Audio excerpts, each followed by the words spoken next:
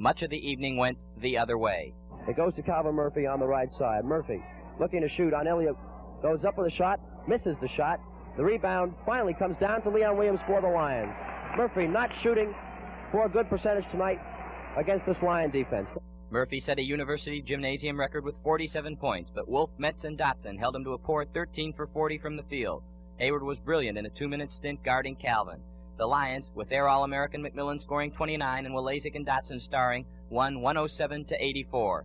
2 victories followed exams as the 15-1 Lions, showing the best field goal percentage in the country, prepared for the Ivy Showdown at Princeton. Both teams were 6-0 in league play. It was the Tigers' chance to avenge the playoff loss, and they were ready for the defending Ivy champs and 14th-ranked team in the country. Jeff Petrie on the right side of the key, trying to maneuver around Heyward Dotson, drives the middle of the lane, puts it up and hits. Tomford, the Hummer, who drives down, puts up the short shot, it's good. To Tomford, who shoots on the left side and hits. Chris Tomford, who scored 15 points, all from the outside against Lou Alcindor in the Holiday Festival, showing here that he can hit from a good distance. To Walezik, who goes up with a layup. It's no good. The follow is no good by Williams. The ball is being contested for under the basket. It's finally controlled by Princeton. And with that, Chris Tomford will pull down the rebound, raises his hands in triumph. The Lions are going to have to do something about that offensive rebounding. Princeton sagged in defense. As a result, Columbia could not get inside and was cold outside. Petrie got hot to open up Princeton's lead to 8. Tomford passes back to Petrie, gets the pick and hits. Chris Tomford's picks playing a very important factor, giving Jeff Petrie that unobstructed shot from right around the top of the key. Petrie looking to shoot. McMillian is on him. His shot is good. Petrie hitting, looking like Rick Mount, hitting from that foul line. McMillian, with 13 in the first half, led the Lions back. 28-25. Wolf inbounds to McMillian, shoots from the corner. Good! McMillian with 13 points, 28-27. At halftime, Princeton led 30-29, with Petrie having 15 points. Columbia, shooting only 35% in the evening, took a 4-point second-half lead, but Princeton, led by Petrie, pulled away and late in the game opened it up for a 68-49 win. The next night, the defense collapsed as Steve Bilski and Dave Wohl led Penn to a 91-81 upset win. McMillian's season high of 32 points was not enough for the Lions. The disastrous weekend, for all intents and purposes, ended Columbia's Ivy hopes. The Lions did bounce back to win their next 4, but Princeton continued to win, and the Lions entered their final weekend game with Princeton, hoping only to salvage some pride and try to prove themselves the better team. A revenge-minded Columbia crowd was overjoyed as the Lions started fast. Metz at the top of the key. Bottled up, gets it over to McMillian on the left side. Back to Metz at the top of the key. To Stark at the low post. Stark moves towards the basket, gets it back to McMillian. Jim moves to the basket, passes back to Stark, gets it to McMillian at the top of the key. Shoots from there. It is good! Columbia draws first blood, 2-0. Bruce breaks quickly. Lead pass to Dotson. His lap. Good! Beautiful play by Metz and Dotson. It was 2-on-3, but Heyward broke loose. 7-6 Lions. Petrie crosses the 10-second line. Pass over on the right side to Hummer. Hummer's pass blocked by McMillian. Jim comes down with the ball.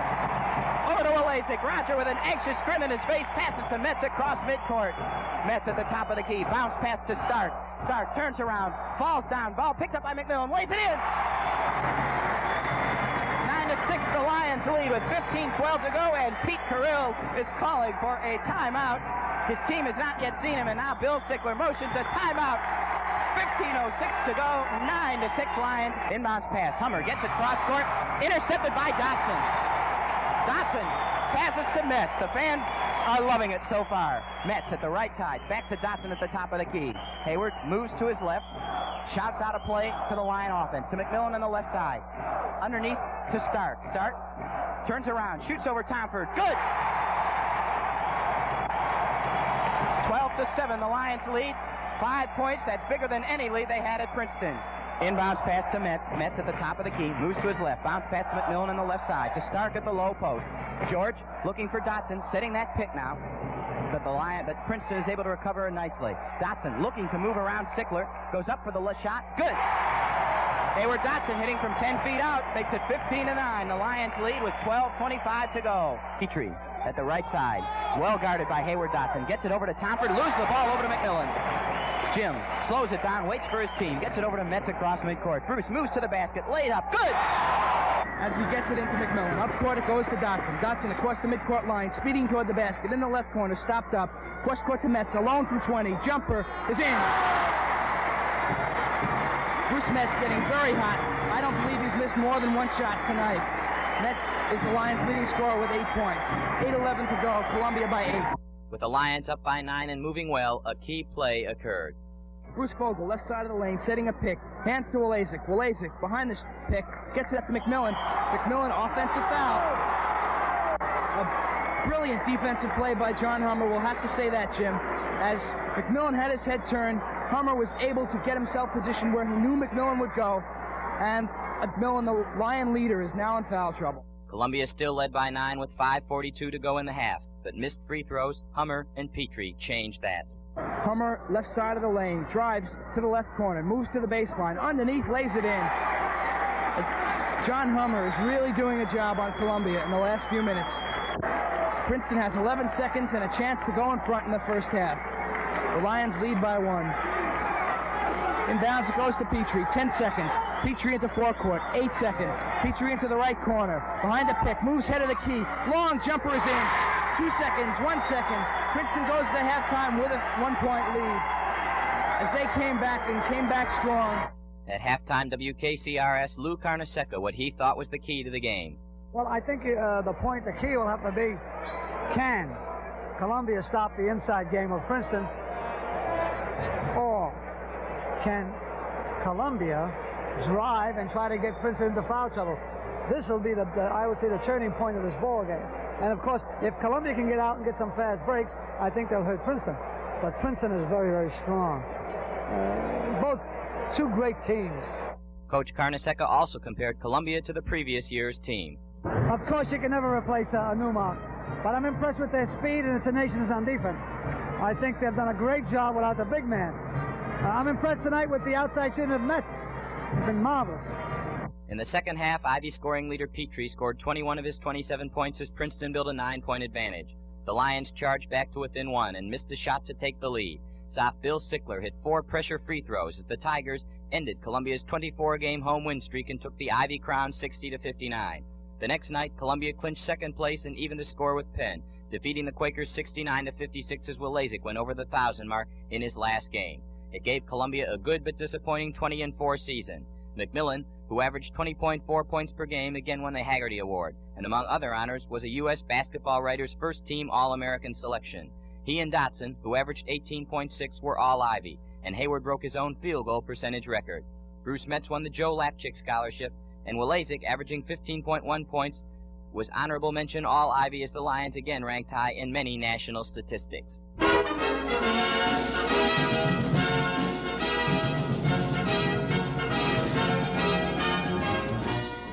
McMillan and Dotson's senior year and one more shot at the coveted Ivy title remained, but trouble again struck the Lions preseason.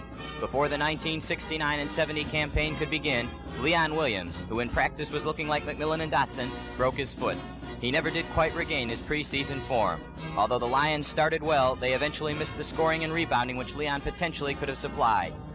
Starting with a lineup of Captain McMillan, Dotson, Wolf, 6'7" transfer student Bob Galis, and George Stark, the Lions easily defeated CCNY. They traveled to Chicago, and McMillan and Dotson took charge to lead the Lions past Northwestern. Finally gets rid of the ball right into Elliott Wolf. Elliott ahead to Dotson. Heyward's layup. Good! And Heyward Dotson waves 2 fists as the inbounds pass is stolen by Dotson. Dotson underneath this layup. Good! And the Lions have suddenly taken a 62-53 lead at a timeout Northwestern. Just amazing. NYU and Rutgers fell as Stark started strong at center and Larry Gordon sparked the Lions coming off the bench. McMillan and Dotson both ran into foul trouble against a strong Holy Cross team, but the Lions found some new heroes. Gordon hits Vogel underneath. Layup is no good. The tap no good. Galis taps it in. Big bucket by Galis, 48-45. Into Kassane. He shoots over Vogel. Short. Rebound Galis. Bob went high for that rebound.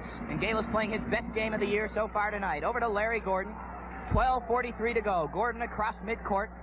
Passes to Wolf on the left side. To Galis in the left corner. Bob moves outside. Now to Gordon. Larry shoots from 15. Good! And Larry Gordon makes it 50-45 again, picking up the slack. Gordon finished with 28, McMillan with 22, and Galis with 20 points and 13 rebounds. At 8 assists and fine defense by Elliott Wolf, and the Lions came out with a 92-68 win. Cornell fell in the first Ivy game, and the Lions invaded Rose Hill Gymnasium, where Forden had won 25 straight games. At the end of regulation play, it was a 67-67 score. In the overtime, with Dotson out on fouls, another new hero emerged as we pick up overtime highlights with Stark at the line for a 1-and-1. But George Stark now, as he is standing on the free throw line with the big 1-and-1. Here's the first. It's up. It's good. 70-69. George Stark with the second. It's up. It's short. The rebound. Ed Monks, little Ed Monks, comes up with the rebound for the Lions. The Lions have a 1-point lead. McMillan with the ball, goes up with a short jump shot. It's no good. He has the rebound. The shot is good. Jim McMillan. McMillan in backcourt being pressed. Has trouble getting the ball away. Gives it to Gordon, still in backcourt, and Elliott Wolf will bring it across for the Lions. To the head of the key he goes. Now the right side. A bounce pass to Monks in the right corner. Back to Wolf and back to half court to Gordon. McMillan all alone. The layup is no good. The follow-up is good. Ed Monks there for the tap. The Lions have a 5-point lead with 1:06 to go, and we have almost an identical situation we did before the overtime was instilled. The ball is taken away by Ed Monks on a magnificent defensive play. It's McMillan with the layup. It's good! In just 4 minutes, junior Ed Monks picked up 4 points and 3 key rebounds as he and McMillan, with 35 points and 12 rebounds, sparked an 80-69 win. Stark and Wolf played major roles in breaking Fordham's home streak. With Dotson away for a Rhodes Scholar interview, the Lions defeated Penn State. The excitement of that game was over the performance of Jim McMillan. Bounce pass stolen by Elliott Wolf of Columbia. Ahead of the field to McMillan. Jim with the pass. Underneath, takes the shot. Lays it up good, and he was fouled. Jim McMillan with his 43rd point of the ball game. Jim McMillan with one of the greatest individual efforts I have ever seen. McMillan looking for his 44th point of the ball game as the crowd hushes. The free throw is up and good. Jim McMillan, 44 points. Jim had one final chance to break Chet Forte's Columbia record of 45 points in a game. 7 seconds to go in the ball game. Inbound pass way down to Elliott Wolf. Elliott gives it to McMillan. Jim shoots. No good. Tap, no good. 2 seconds, 1 second. Penn State's ball and the game is over. On the post-game show, we asked Jim if he knew of the record he approached. No, I didn't have any idea until the last play when Elliott went up for the jump shot and I went in for the rebound. And then all of a sudden I saw the ball coming to me. I figured he wanted me to shoot, and I was going to show him how to put it up. The next week, Columbia, with McMillan coming off of his career-high game and Dotson, a new Rhodes Scholar, hit Philadelphia for the ECAC Quaker City tournament. Playing brilliantly, they destroyed a strong Wake Forest team 101-78. McMillan, Dotson, and Galis each scored 20 or more. Bruce Vogel, playing fine ball, added 12, and Wolf again tallied 8 assists. Nationally ranked Villanova was next for the Lions, who opened fast. The tap goes back to Dotson as Columbia controls. Dotson to Elliott Wolf. Villanova. McMillan in the corner. His shot is blocked very nicely by Clarence Smith. It will be Columbia ball as Villanova comes out in their famed zone. McMillan in the corner. Shoots and hits. Elliott now moves in. Looks for the pass to Galis in the corner. Villanova in a zone this time. To Dotson at the top of the key. Dotson to Wolf. To Galis in the corner. He's alone and shoots from 20 and hits. 6-1, the Lions lead, and they're going to try and force Villanova out of that zone. As the Lions, they're psyched tonight, you can tell that. Dotson bounces to Galis in the corner. Bob, double team, gets it cross court to Wolf. To Dotson at the top of the key. Looks to move, shoots from the left of the key. Good! The Lions with incredible shooting art, 8-1 in front of Villanova. Villanova closed the gap, but each time they got too close, Jim McMillan took charge. From deep outside, it's Gordon with the jump shot. It's no good. The rebound taken down by Dotson. It's blocked, picked off by Larry Gordon, though the Lions maintain. McMillan free for the 18-foot jump shot and hits that. 28-25, the Lions lead by 3. 4:06 to go. McMillan has 14 points. To McMillan it goes on the left side. McMillan stops. Now gets free, goes up with a jump shot. It's short. The rebound taken down by Ed Monks. Underneath the McMillan, the layup, score! Jim McMillan, 36-29. The Lions lead. McMillan has 20 points in the first half. In the second half, the Lions started fast, but when Villanova closed to within 2 points, Columbia responded. O'Hanlon moves to the baseline, bottled up, gets it back out to Simeon Kowski at the top of the key, to Ford at the top of the key. 13:04 to go. Wolf steals, and Elliott comes away with the ball. The Lions with a 2-on-1. Dotson, his layup is good! A big steal and layup by Elliott Wolf to Heyward Dotson, 46-42. With the score 55-52, Columbia opened up to take command. Also, McMillian handcuffed Porter. Porter tries to move past McMillian, turns around, can't find a shot. With the lead up to 10, the Lions were able to hang on. The Lions will look only for the very best of shots right now as Gordon passes left to Elliot Wolf on the outside. Wolf drives, gives off to Fogel, a short jump shot. It's around, no good. The tap in by McMillian is strike. Jim McMillian, 71-59. The Lions lead by 11, a minute and 14 to go. 42 points for Jim McMillian. Second shot is good by McDowell. The Lions lead by 10. 3 seconds to go. Elliot Wolf with a layup. It's gone! And that's the end of the game. Elliot Wolf got down court for the layup. The pass was good. The basket was good. Columbia has done it. They have beaten Villanova, a tremendous Villanova club. The Lions have proved themselves to be just a little bit more tremendous. 12 points was the margin of victory. 76-64 was the final score. It was a brilliant game, and Jack Rowan talked about it on the next night's pregame show. But last night was a dogfight. Tough defense, scrapping, going to the man who was hot, which was Jimmy, the big plays by Heyward, the rebounding by Fogel, the spot shooting by Larry Gordon, and the tough defense by Elliot Wolf and the whole team. So it was a great team effort. There was, other than Jimmy's spectacular performance, which stands out in everybody's mind, to my way of thinking, it was a great team victory. McMillian finished with 42 and held 6'8" Porter to 4 points and 3 rebounds in the second half. Dotson, Wolf, Gordon, and Fogel with 10 rebounds also made great contributions as the Lions, with 10 straight wins, were off to their best start in years. The Lions were favorites for the finals against LaSalle, but the finger of Bobby Fields represented an unforeseen obstacle. Dotson has 7 points for the Lions. Jim McMillian has not yet scored. Larry Gordon on the right side, working it to McMillian. Deep in the corner, and again he gets it in the eye. Again, Jim McMillian gets a finger in the eye, and this time he's in tremendous pain. He's on the court. With McMillian hampered by a bad eye and a box and one, the Lions, despite strong efforts from Dotson, Fogel, and Wolf, who finished the tournament with a brilliant 25 assists in 3 games, fell to a hot LaSalle team. Nevertheless, they had again in a tournament gained respect, recognition, and national ranking. With Dotson scoring 30, the Lions defeated Cornell. They edged Yale, romped over Brown, then fell to Georgetown in a revenge game for the Hoyas before exams. At Georgetown, we talked to Maryland coach Lefty Dressel about this Columbia team compared with the one he had defeated as Davidson coach. Oh, I've been greatly impressed with their speed, and quickness. I think they're a little bit quicker, although, they've sacrificed some height because they don't have the big center there. Dressel gave his opinion on the key to Columbia's success. I personally think the reason that they are a good basketball team is because of our defense.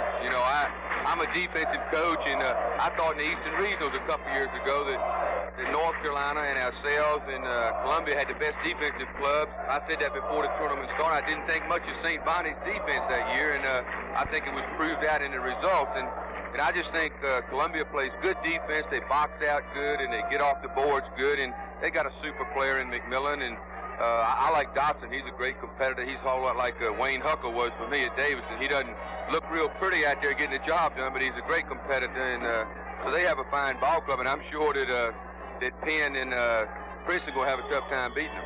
After exams, the Lions were set to enter the big weekend. Ed Monks was inserted in the starting lineup against Princeton, and Galis was moved to center. Before the game, it was announced that Petrie would sit out the game with a bad ankle. Still, after 12 months of waiting for revenge against the defending champions, Columbia was ready. Inside it goes to McMillian. He turns around, puts it up, hits. Jim McMillian shooting over John Hummer for the bucket. The Lions lead 12-4. 12 minutes and 35 seconds remaining in the first half. McMillian has 3 points for the Lions. As Bird tries to dribble inside, gets it to Ryder at the head of the key. Into Hummer at a high post. Hummer now as a frenzy begins here at University Hall as the Lion fans are going crazy. And Princeton looks to be disorganized. A pass into the right side to Ryder. They look disorganized. They look confused. Outside it goes to Wolf. Wolf dribbles. Goes inside. Puts up the short jump shot. It's good. Elliot Wolf hitting from 10 feet out on the left side. 14-6 the score. And the Lions are getting the balance in scoring that they so desperately wanted to combat this fine Princeton defense. The Hummer turning around to McMillian. The shot is no good. The rebound taken down by Heyward Dotson. And John Hummer is having trouble shooting over Jim McMillian, who is 5 inches his shorter. Heyward with the ball high above his head. Puts it up from 18 feet. It's short. The rebound taken down by McMillian. The short jump shot is good. Bird now looking to move. Moves to the foul line. Bottled up there by Wolf. Passes inside. It is stolen by McMillan. Jimmy over to Elliott Wolf. McMillan guarding Hummer. Did not let him get that pass. Back to Dotson on the right side. Heyward dribbling at that point. Holds the ball. Cross court to McMillan. Along the baseline. His shot. Yes! He holds the ball. Moves. Now passes to McMillan. Jim shoots from 25. Good! 22-11. McMillan putting it in from the right of the key. Monks has gone back in for Gordon as Wolf crosses midcourt. Passes to Gales at the top of the key. Bob shoots from there. Yes! 24-11.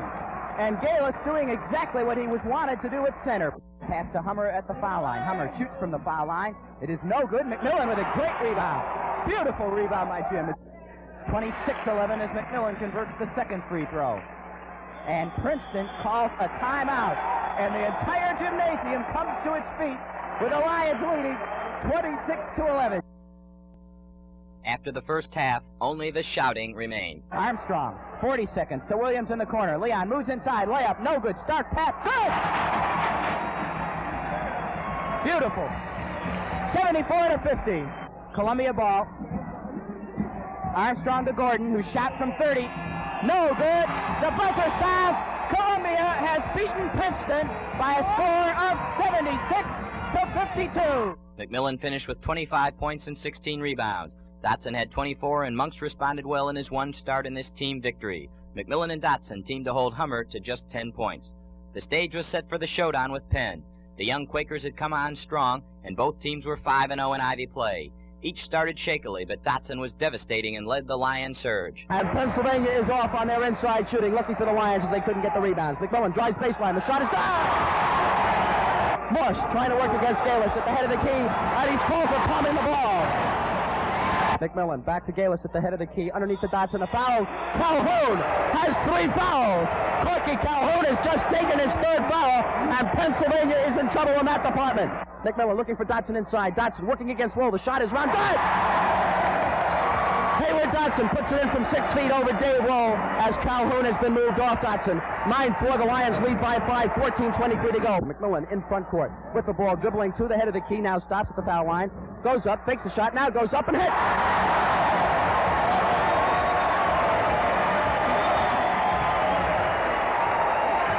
Four points for Jim McMillan, 12-6 the score, 12:43 to go. Bilski working against Wolf at the left side of the key, gets it to Wool at the head of the key. Wool now moves left against Dotson, passes into the left side to Morse, back to Wool. Wool working against Dotson, tries to take a Wolf pick, it's out of bounds, Columbia ball! To Dotson, and a foul called against Dave Wool, and that's his 3rd foul. So Pennsylvania suffering from problems with Corky Calhoun and Dave Wool, 2 of their outstanding ball players, now in foul trouble. Team fouls are 7 for Pennsylvania. The Lions are only guilty of 2. From now on, it will be 1-1. Dotson's first is no good. The rebound comes to McMillan, batted to Dotson. Dotson goes up. It's good! Missed foul shooting prevented the Lions from breaking away. Heyward, bothered by a thumb injury, was only 4 for 11 at one point. His Penn closed to a 26-25 halftime deficit. The Quakers exploded in the second half, but with Columbia down by 12, Bruce Fogel and Jim McMillan sparked a comeback. Elliott turns, gives to Fogel. Fogel lays it up and in, and he was fouled. Heyward to McMillan. Jim jumps from 20 feet. It's around and in. Columbia trails by 7. Gordon on the left side looks for McMillan, gives him in the left corner. Jim pumps from 20 feet and hits. And McMillan has hit 2 in a row, and Columbia trails by 5 points. 4 minutes and 50 seconds to go in the ball game. Fogel gave the Lions a 1-point lead, but Bob Morse put in 2 free throws, and after a great defensive play by Jim Wolf on McMillan, Morse hit from the baseline as Penn came away with a 57-52 win. With McMillan a bit off, the rest of the Lions couldn't pick up the burden. Jim and Heyward had 40, the rest of the team scored a total of only 12 points. The Lions had to keep winning, and thus they did. They won their next 6 games, surviving a slowdown at Brown, and playing an excellent ball game against Yale as McMillan hit on 14 of 18 from the field and Wolf handcuffed Bulldog star Jim Morgan. At Harvard, McMillan hit another milestone, becoming the #1 scorer in Lion history. Pass intercepted by Dotson. McMillan with the ball. McMillan to Monks. Monks at the top of the key. Over to Wolf. Wolf inside. McMillan layup is good. And there's the record. Jim McMillan has scored his 11th point for the evening and has broken Chet Fortey's all-time career record. McMillan now has 1,613 points. The Lions needed all of Jim's 40 points and all the bench help from Fogel and Monks as Harvard, trailing by only one, had the ball with seconds to go for one final shot. Grover to inbound right at the midcourt line, looking for Bozek. Bozek with the ball in backcourt. 13, 12. Bozek crosses midcourt. Make that they're back in his zone. 3-2 zone. Dover to Newmark. Newmark in the left corner. 8 seconds. Newmark moves in. Jumps from the lane. It's around. No good. Top no good. Larry Gordon with the ball. Hasn't stopped out of his hand. Stanislaw shoots. It's around. No good. That's the ball game. It's all over. Columbia has won it by 1 point. At the final home weekend, the Lions put on a show against Dartmouth. McMillan had 31 and Elliott Wolf did some spectacular passing in a 107-74 romp. Bob Griffin and Leon Williams also distinguished themselves that weekend. The next night marked McMillan and Dotson's farewell to University Gymnasium. Their final exit was a dramatic one, as we hear from teleprompter cable TV's telecast of the game, a shortened version of those thrilling moments. As Williams and Griffin get up, and I think that will be it for Jim and Heyward. Let's listen to the applause. Jim McMillan and Heyward Dotson leave University Gymnasium's court for the last time, and listen to the applause.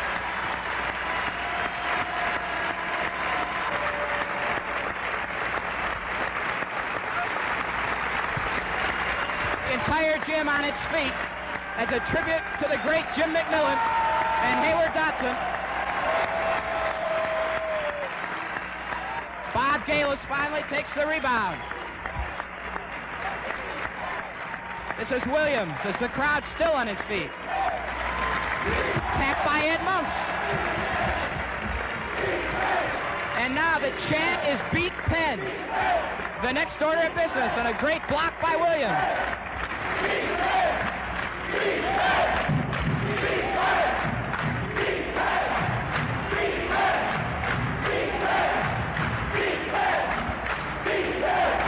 The Lions could now prepare for Pennsylvania. They entered the final weekend trailing by 1 game and hoping for another playoff. The students gave the team a pep rally as we listened to highlights from that.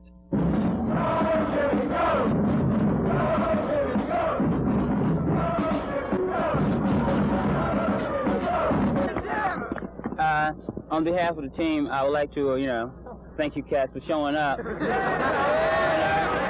And like George said, this has been really beautiful. Like the last 3 years here, we've had something like this here, and I think I can honestly say I've never experienced anything, of this sort. Okay, we will be putting out our hardest, and I would just like to say, for those of you that can make it, we need all the support that we can get, because I think we will be sort of outnumbered there at the Palestra. And for those of you that can't make it, I would like to be able to hear you all the way from Walman. We're here. I think it could be a bit, lift for the guys. And my closing remark to you guys who will be there or be at Walman is to give them hell.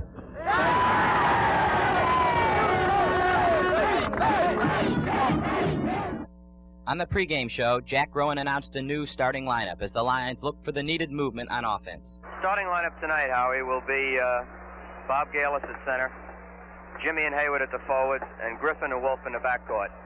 It's my hope that with this lineup, we'll have 5 boys out there who can shoot and who can play defense, and hopefully that's going to be good enough. The stage was set as 7th-ranked Penn, holding the best record and longest win streak in the country, and 16th-ranked Columbia took the court at the packed Palestra. Jim McMillan put on one of his most magnificent efforts ever in the first half. Elliott Wolf across the 10-second line, passes left to Dotson, into the left side to McMillan, drives baseline, the layup is good! Jim McMillan with a twisting, off-balance layup for 14 points, 24-18. The Lions have narrowed the gap to 6 points. All right, Elliott Wolf across the timeline for the Lions on the right side, working against Bilski. To the right side he goes, looking for Dotson underneath, but he passes left to McMillan. McMillan puts on the move, goes up from the foul line. Good! He keeps that deficit to 2 points, 29-27. The Lions, led by McMillan's 21 points, came from behind to take a 1-point halftime lead. The margin was short-lived. Fogel jumps against Wolf, tap to Calhoun. Calhoun stops, shoots from the foul line, Penn leads. Calhoun very quickly has hit from the foul line to make it 32-31. The second half belonged to Pennsylvania. A big hook shot by Jim Wolf. No good, but the tap-in by Bob Morse puts Pennsylvania out to their biggest lead of the night, 56-46. The lead is 10. Dotson loses the ball, and now it's picked up by Dave Wool. No call! No call, as 3 players were on the court. Wool to Calhoun, who's free from 20 feet. The shot good! 58-47, an 11-point lead for Penn. The balanced and disciplined Penn squad slowly built an insurmountable lead. For Columbia fans, only one thing was left to cheer. Bob Galis into the game for a disappointed Jim McMillian. You can see it on his face as the entire palestra, as 9,200 fans give a standing tribute to Columbia's All-American. Wolf's jump shot is no good. The tap-in is good by Galis. And that is the Ivy League championship for Pennsylvania. Despite 33 McMillian points and a great effort, Penn took the Ivy championship 71-57. The next night, Princeton edged the downhearted Lions, who closed the year with a 20-5 record. The Ivy League presidents, led by Nathan Pusey of Harvard, again voted down allowing participation of the second-place team in the NIT. No one is quite sure of the reasons. Still, it had been another exciting year for Columbia, one with some highly satisfying wins. McMillian had been brilliant, averaging 25.7 points per game, the second-best year ever by a Columbia player. He became the first player ever to win 3 consecutive Haggerty Awards, and again led the Ivy in scoring and was named to numerous All-American teams. Dotson, too, with an 18.2 average, had another great year and won All-Ivy recognition. Wolf's 120 assists broke Dotson's season record, and Elliott proved himself a fine ball handler and defensive player. Bruce Vogel closed out his career with a fine season, sparking the Lions on numerous occasions. The team's .505 field goal percentage was its best ever. Again, however, the lack of a big man, particularly on offense, hurt the Lions. Still, the last 2 years, despite the disappointment of 2 second-place Ivy finishes, were successful. Jack Rowan reflects on the team's performance in these 2 seasons. They did, and in the opinion of people who are professionals in this sport, that they did remarkably well, considering the fact that they did not have a big-time college center, and we did not have the outside shooting. I most vividly remember people, and this was watching the beautiful development, in particular, say, Jim McMillian, will be, to me, the most gratifying thing of these past 4 years. The McMillian-Dotson era was over. McMillian finished as Columbia's leading scorer ever with 1,758 points and holds a career mark with 677 field goals. Dotson's .541 field goal percentage and 237 assists are also records. Mac's .513 percentage is second high, while Heyward's 1,266 points ranks third. Added to all these records is the great respect of their teammates. Elliott Wolf describes playing ball with Jim and Heyward. I think that playing with Jimmy and Heyward, the only word that I could use to describe it is possibly inspiring, because here are 2 players who play their hardest the whole game and who are so good as to make everybody else on the team look good. For example, you could throw a bad pass, and certainly Jimmy, with the hands and the speed and the strength that he has, will convert it into a basket, although possibly playing with anybody else it might go out of bounds and be a bad play. And certainly it's a big factor in winning games. Also, Jimmy's presence, particularly on the court, he's a person who plays so tenacious the whole game, shows absolutely no expression, but you always know that he's behind you for help, that he's always going to be there when you need him, and when you need the big play, both Jimmy and Heyward have always come through for us. And in that sense, I'd have to describe the experience as inspiring. Led by McMillian and Dotson, but with essential help from many other players, Columbia compiled a 63-14 record, 31-2 at home, the best 3-year Ivy record of any team, high national ranking, and, for the first time in its history, 3 consecutive 20-game seasons. For Jim McMillian, the biggest moment of the era was the playoff win. Heyward Dotson describes his greatest thrill and looks back at his career. I think my most memorable moment was finishing my season here at Columbia this past basketball year. I think the reception and ovation that the fans gave Jimmy and I as we left the game was probably the top point of my career. I think any student who comes to a university or a college hopes to leave some sort of contribution to that institution when he leaves. And looking back at my basketball career, I feel that I participated on a team that certainly contributed to the well-being of the college for 3 years, and I think I'm very well satisfied with that. Jack Rowan looks back now at the past 3 seasons. Well, probably this time it's almost too early to reflect. I think many times in order to have a proper perspective, you have to look at what has come before and then what comes after. I know that it's been a great time so far as the Columbia fans are concerned. It's been a moment to cheer about. There are some people, I'm sure, who were disappointed that we didn't win the championship all 3 years.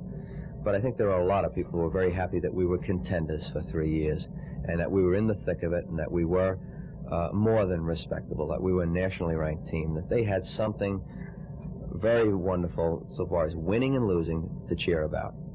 It's been gratifying to coach a team that has been this good, and I'm enough of a realist to be aware of the fact that I think I can do a good job with a basketball team, but that we need very good players in order to be a nationally ranked team, and this is what happened. We had very good players. The discussion about Heyward Dotson and Jim McMillian is incomplete without examining their 4 years off the court. Dotson reflects about what Columbia has done for him and about his academic experience. Well, I think Columbia has certainly given me a chance, providing me with 4 years of freedom in which to mature, in which to come to grips with certain problems that were confronting me of a personal nature. Extracurricularly, I was involved in several committees, and I think they've all aided in the maturing process. I learned how to function in a group. As a freshman, I was kind of shy here, and by participating in the Students Afro-American Society and the Undergraduate Academic Affairs, I gradually learned how to handle myself in group situations. Of course, basketball aided in this too, being constantly under the scrutiny of 2,000 people every Friday or Saturday night didn't hurt me either in maturing. But overall, I think Columbia has just provided me with 4 years where I was able to sit down and reflect upon what was happening to me, and I came to some sort of resolution. Whether or not it's good or not will be determined by future years. I think my academic development was in keeping with the philosophy that I had come in with. I always never permitted myself to be overburdened by academic considerations, and I like to feel even now that I came into Columbia, they offered me certain materials and I accepted and rejected much of what they offered me, and I think this was probably the most beneficial thing that could have happened to me. I think it would have been much different a situation, and I think my development as a student who's interested in many, many different areas would have been curtailed if Columbia had presented me with a much more rigorous curriculum that would be confronted with for 4 years. As it was, they exposed me to things my first 2 years, and then they more or less loosened the reins, and I was able to dibble and dabble in subject matters that interested me. And I found this very, very beneficial. Indeed, another highlight of Heyward's Columbia career was his Rhodes Scholarship. Well, with the Rhodes Scholarship, quite obviously it was an honor which I will never forget. By the same token, I realized it had many lucky aspects. My selection had many lucky aspects to it. For instance, if they didn't like the way I combed my hair at the interviews, I theoretically could have been rejected on those grounds alone. So I consider myself very fortunate. I think the university, in particular the faculty of the university, was quite beneficial to me in obtaining the Rhodes, because several of the faculty members wrote recommendations for me, particularly in the history department. Mr. Metzger, Mr. Foner, etc., came to my assistance and did a really good job. And so I have a lot to be thankful for as far as the faculty of this university is concerned. Still, Heyward describes his election as chairman of the Academic Affairs Committee as his outstanding event for these reasons. It signified for me an attainment of a position which I felt I was qualified for, but which really depended upon how others felt toward me. And it was the first time that I more or less felt that I didn't have a chance to win an office. And fortunately for me, the other members did vote me in. Jim McMillian, too, feels that Columbia has had a great effect on him. I think it's given me the opportunity to meet and talk with a lot of people and, compare ideology with them, And in that aspect, I think it has, to some extent anyway, broadened my horizons. And also, not only the people, but because of the professors and the nature of the academic work that I've been exposed to here, I think it has made me a much better all-around person, because it's made me aware of so many other things in the world, and and I'm also beginning to question certain aspects of the society, and and not just accept things for their face value, and I think that has a lot to do with the people and the nature of this institution. Jim also expresses some feelings about his academic career. I've made believers out of a lot of people because before I came here, there were quite a few people who, very close friends too, who didn't feel that I could do the work here, and so that was one reason why I came here, because I'm very competitive, and they said it couldn't be done. Finally, the success of the Columbia basketball team has had great meaning to Columbia and Columbia athletics, as Jack Rowan describes. To Columbia, it's been a source of enjoyment. It's been a source of pride. I think if I was coaching football here or one of the other sports, you bring a high school prospect to a Columbia basketball game, they see what Columbia thinks in terms of a team that's winning, how they support them, how wildly enthusiastic people can be, and the fact that it is possible at Columbia to have nationally ranked teams. So I think it has to help all Columbia athletics if you have a team that has done as well as the basketball team has done these past 3 years, because you just simply can say to your high school athlete, look, basketball has done it, we can do it. As some of Coach Rowan's and Heyward's comments have expressed, the team has done wonders for Columbia. The fans have taken the basketball team to their hearts. The team helped unite a diverse campus, helped bring great pride to Columbia students, alumni, and rooters, and helped make life a little easier and a little more pleasant for many people. The McMillian-Dotson era has made Columbia a winner in many more ways than just on the scoreboard. In examining the era, a great tendency is to look at what could have been. Certainly if Newmark hadn't signed, if Williams hadn't been injured, if Dotson hadn't hurt his thumb, if some missed free throws or bad breaks had gone another way, things could have been different. Indeed, as McMillian feels, the Lions could have won 3 championships, and the disappointment of the past 2 seasons certainly exists. Nevertheless, it was an era of great performances and thrilling victories, an era of winning teams and pride for Columbia. Basketball indeed gave Columbia something wonderful. Although it is always easy to say what could have been, Columbia and Columbia fans still look back and are thankful for the many golden moments of what actually was.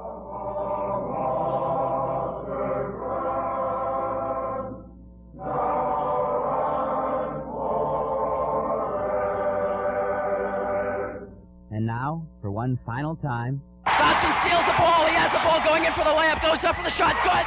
cross court to McMillian along the baseline. His shot. Yes.